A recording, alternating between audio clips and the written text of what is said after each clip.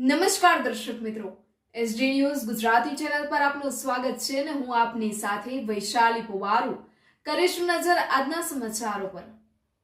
સાબરકાંઠા તલોદથી તલોદ શહેરના ward number 4માં જનતા સોસાયટીમાં રાજેશભાઈ શાહના નિવાસસ્થાને ખાટલા બેઠક આયોજન કર્યું। સાબરકાંઠાના તલોદ શહેર જેમાં પ્રાખર રાષ્ટ્રવાદી અને ભારતીય જનસંઘના સંસ્થાપક શ્યામા પ્રસાદ મુખર્જીની જન્મજયંતિ નિમિત્તે પુષ્પાંજલિ અર્પણ કરી તેમજ મોદી સરકાર દ્વારા 70 વર્ષથી વધુની ઉંમરના લોકો માટેની વયવંદના યોજનાનો લાભ કેવી રીતે મેળવી શકાય તેની સૌને માહિતી આપી અને તેમની નોંધણી કરી। કાર્યક્રમમાં કોર્પોરેટર મહિલા મોરચા પ્રમુખ રચનાબેન ગાંધી, સંગઠન મંત્રી સુશીલાબેન પરમાર, સંગઠન કોષાધ્યક્ષ પરેશભાઈ શર્મા તથા જનતા સોસાયટીના કાર્યકર્તાઓ ઉપસ્થિત રહ્યા હતા।